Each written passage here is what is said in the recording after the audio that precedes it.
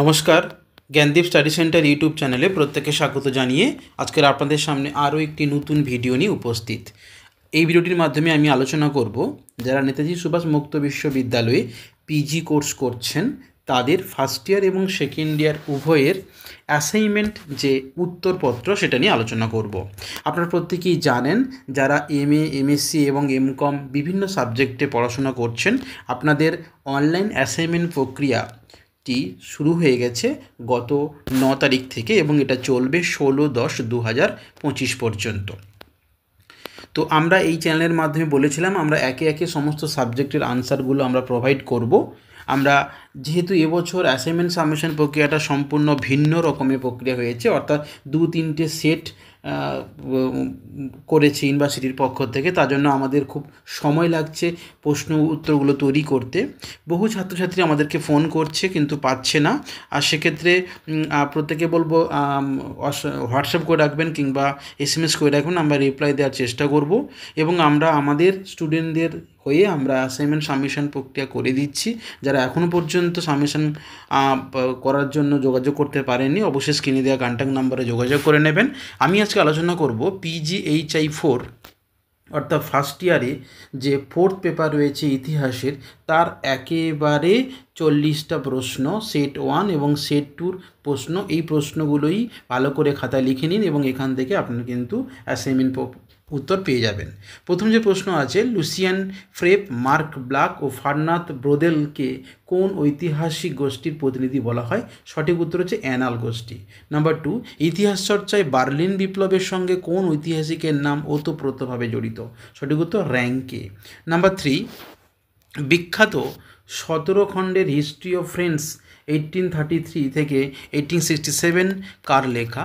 উত্তর জুলক মিসলেট।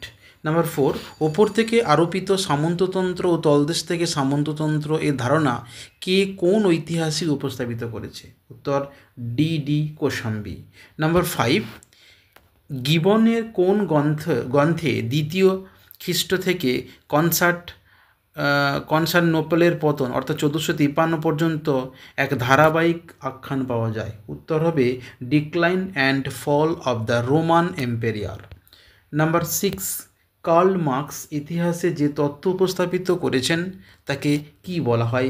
ঐতিহাসিক বস্তুবাদ। নাম্বার 7, বঙ্কিমচন্দ্রের কোন উপন্যাসে পশ্চাৎপটে 76 মন্বন্তর?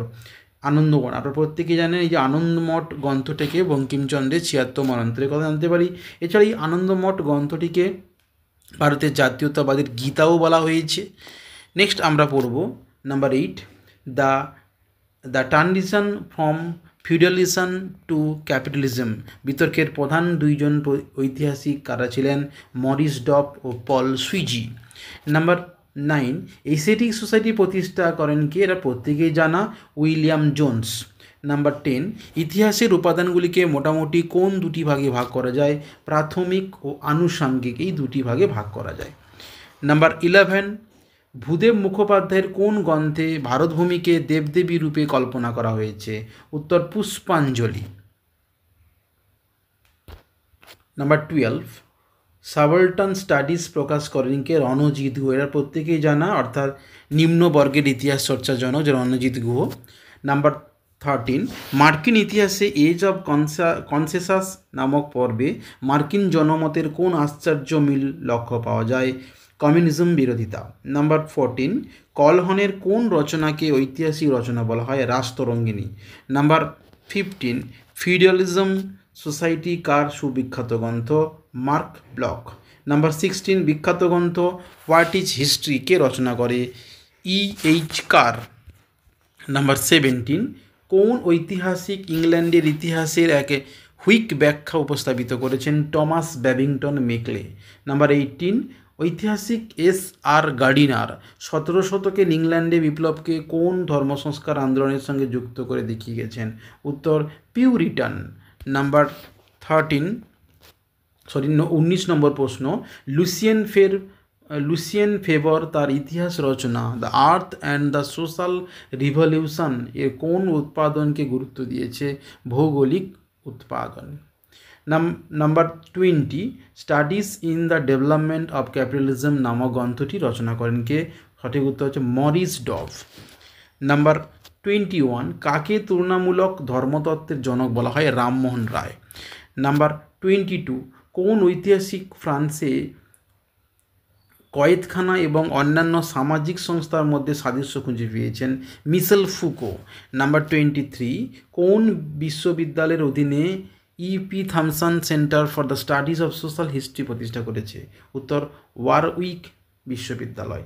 Number 24, the content of the from প্রবন্ধে বইটি লিখেছেন কে? Hayden White. Hayden White. Number 25, the content of the room প্রবন্ধে বইটিকে লিখেছে? হেডেন হোয়াইট বললাম।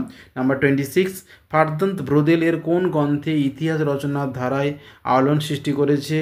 The the the modern man of the and modern man world in the age of Philip two. আচ্ছা, এটা উত্তর হচ্ছে the Mediterranean and the Mediterranean world in the age of Philip two. 27, ইতিহাসের উপাদানগুলিকে মোটামুটি কোন দুই ভাগে বিভক্ত করা যায়? প্রাথমিক ও আনুষঙ্গিক। নাম্বার 28, রমেশচন্দ্র মজুমদার কোন যুগের ভাস্কর্যকে আক্ষরিকভাবে মনে করেছে? গুপ্ত যুগ। নাম্বার 29, কার মতে মূলত ইতিহাস বলে কিছু নেই, আছে শুধু জীবনী? বক্তাকে R.W. এমারসন।